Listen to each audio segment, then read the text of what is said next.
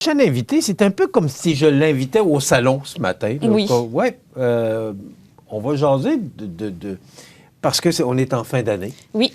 Et j'ai dit à Alexandra, j'ai dit, bon, tu viens de me parler de quoi aujourd'hui? Du brunch, d'abord. Oui. Il y a un brunch dimanche. Oui. Mais j'ai dit après ça, j'ai dit, j'aimerais ça que tu me parles un petit peu comment tu as trouvé ton année, quelle sorte de bilan tu ferais, mais aussi personnellement. Oui. Et je parlais avec Alexandra avant l'entrevue et je saluais et soulignais son dynamisme. Parce que tu es une femme très énergique. En tout cas, c'est ce que tu démontres dans toutes tes actions. Et c'est tout à ton avantage parce que cette année, moi, le bilan que je fais de la Chambre de commerce, c'est vraiment une joie de vivre, un dynamisme débordant. C'est ce qu'on a senti. Et je suis certain que je ne suis pas le seul. C'est vraiment gentil. Bonjour, Alexandra. Bonjour.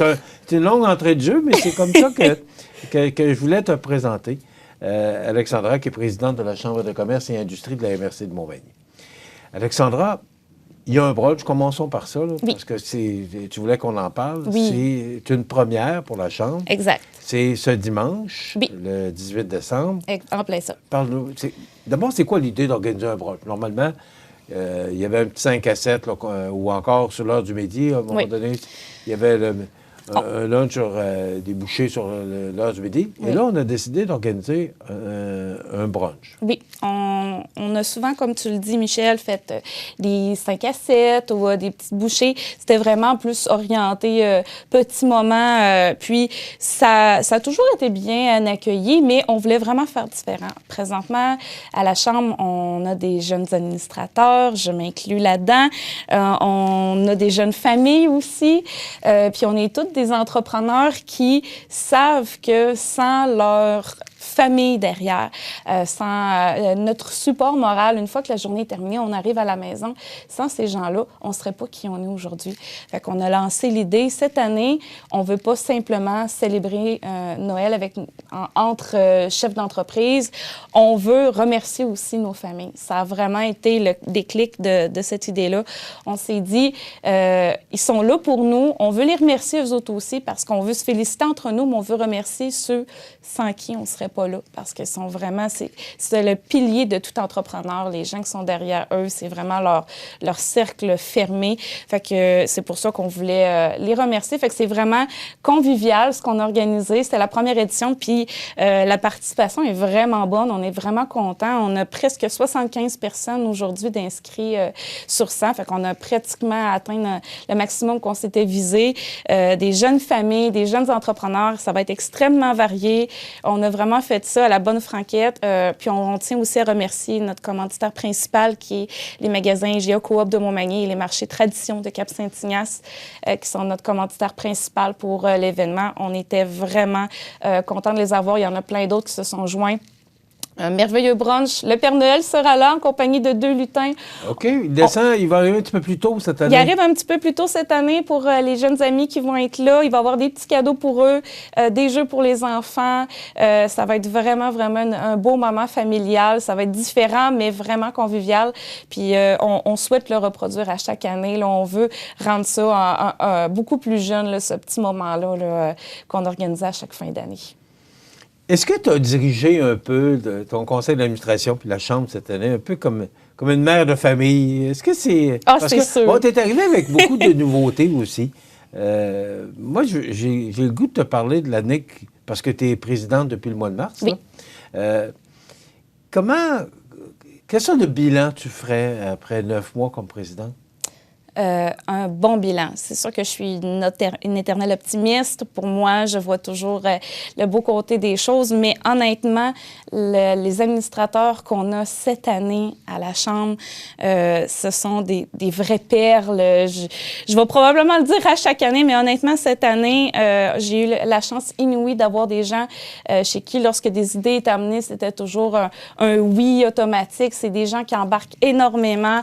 Ils sont sont vraiment à l'image de ce qu'on voulait refléter pour la Chambre.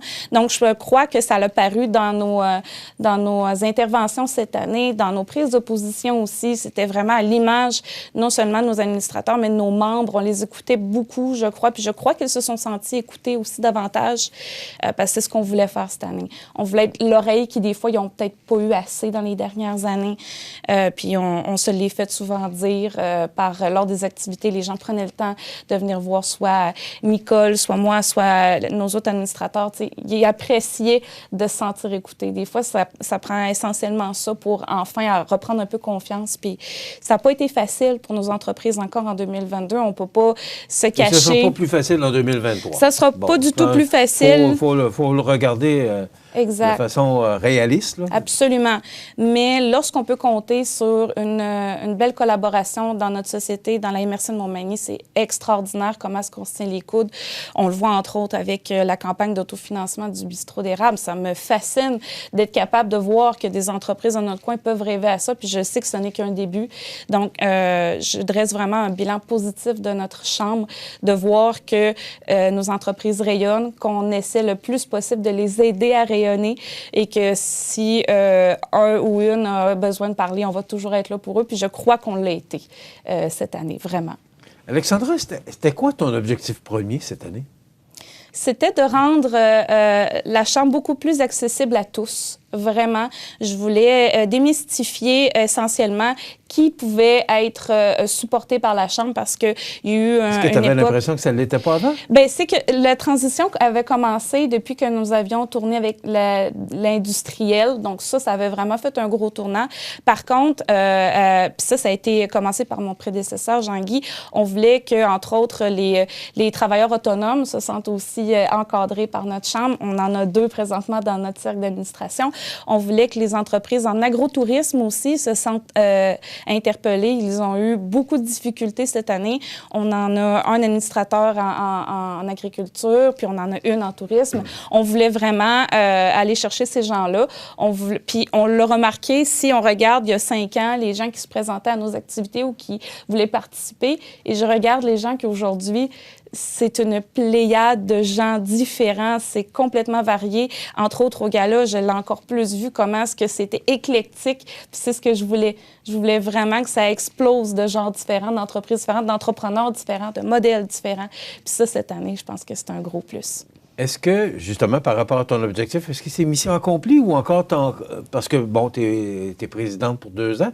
Est-ce que tu as encore cet objectif-là pour la prochaine année ou si tu as un autre objectif pour la prochaine année? Je veux continuer cette démarche-là. Vraiment, c'est important. Et pour la prochaine année, ce qu'on voudrait travailler davantage, là, on sent qu'il va y avoir une récession. On ne peut pas se le cacher. Donc, on veut vraiment encore plus voir s'il y a des choses qui peuvent être amenées, surtout au niveau économique, pour aider les entreprises. Il y en a chez qui ça va peut-être moins bien aller, fait qu'on va essayer d'amener un support. On va encore plus travailler avec les différents acteurs du milieu pour être sûr que tout ce qui peut être fait au niveau municipal, provincial et fédéral soit fait pour aider nos entreprises. On espère que ce ne soit pas une trop grosse récession. Présentement, les indicateurs ne montrent pas que ça risque d'être apocalyptique. Par contre, on sait qu'il y en a que ça va être plus compliqué. Ça l'était déjà. On a vu beaucoup de joueurs dernièrement dans notre coin fermé. Dans les derniers mois, j'ai vraiment trouvé ça pénible en tant que présidente. Puis j'espère qu'on va pouvoir aider tous ceux qui, des fois, hésitent. On va les orienter. Ça peut aller vers un reprenariat. Est-ce qu'il y a des acteurs dans le milieu qui peuvent vous aider? On va essayer vraiment de donner un coup de main à tout le monde. Ça va être très important pour 2023. Bon, tu es vice-présidente chez Vitrerie LC, donc oui. Tu es déjà dans le domaine manufacturier. Oui. Tu vois ce qui se passe. Oui. Est-ce que... Comment se comporte notre économie locale et régionale? Parce que là, on parle à grandeur du Québec, du Canada, mais oui. Chez nous, là, oui. Parce que tu es connecté, tu es d'abord président de la Chambre de commerce et industrie de la MRC de Montmagny, mais aussi comme entrepreneur, parce que tu es toi-même entrepreneur. Oui. Comment tu décris le paysage chez nous, actuellement, de nos entreprises, de nos industries ou de nos commerces? Comment ça va? C'est extrêmement varié. Si je parle, disons, moi, mon expérience est au niveau de la construction. Si je regarde au niveau résidentiel, ça a vraiment diminué. Mais si je regarde au niveau commercial, institutionnel, la demande est encore très présente. Donc là, on a 2 paliers complètement différents. je l'attribue surtout au niveau du taux d'intérêt. Les gens au résidentiel sont peut-être un peu plus frileux, tandis que d'autres, au niveau industriel, avaient déjà prévu de faire les travaux, donc ils avaient déjà orchestré autrement. Si je regarde au niveau manufacturier, si je regarde avec nos autres collègues, on voit que certains domaines où ça l'a pas du tout ralenti, il y a des entreprises dans notre secteur que s'ils pourraient ouvrir des chiffres supplémentaires, ils le feraient. La demande est encore très présente parce que là, on dirait que les contrats qui avaient été obligés de refuser dans les dernières années, on n'a pas le droit de le dire, mais c'est quand même arrivé. Il y a des gens qui ont été obligés de refuser des offres alléchantes parce qu'il n'y avait pas la capacité de produire. Là, il semblerait qu'il y a plusieurs manufacturiers dans notre secteur qui commencent à pouvoir tout bien rentrer, bien ficeler leur projet à court, moyen et long terme. Puis je regarde aussi certains manufacturiers, entre autres, je pense à Valérie, ma collègue de la Chambre avec LG Cloutier, qui peuvent innover comme ils sont en train de faire en ce moment avec une nouvelle usine pour avoir encore plus de performance au niveau de leur production. Il y en a beaucoup qui se tournent vers ça. J'en ai dans la rue des entrepreneurs, c'est en train de pousser. Donc, au niveau manufacturier puis au niveau des entreprises, il y a certains domaines en ce moment, ça va vraiment bien. Il faut simplement ne pas oublier qu'il y en a certains autres, justement au niveau résidentiel, que là, on voit que ça descend plus. Ça va être vraiment des domaines ciblés. J'ai l'impression qu'ils vont y toucher en premier.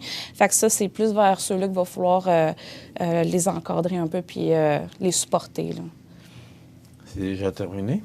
C'est déjà terminé. Dimanche, le 18 décembre? Oui. C'est le brunch familial. Il y a encore des cartes à vendre? Quelques-unes, oui. Vous pouvez contacter Nicole Robert à la Chambre. Parce qu'il y a, là, faut vous commander le lunch, là. Il est commandé depuis hier, fait qu'on s'est mis quelques lousses en prévision que des gens de dernière minute seraient intéressés. Nicole a bien entendu pensé à tout cela.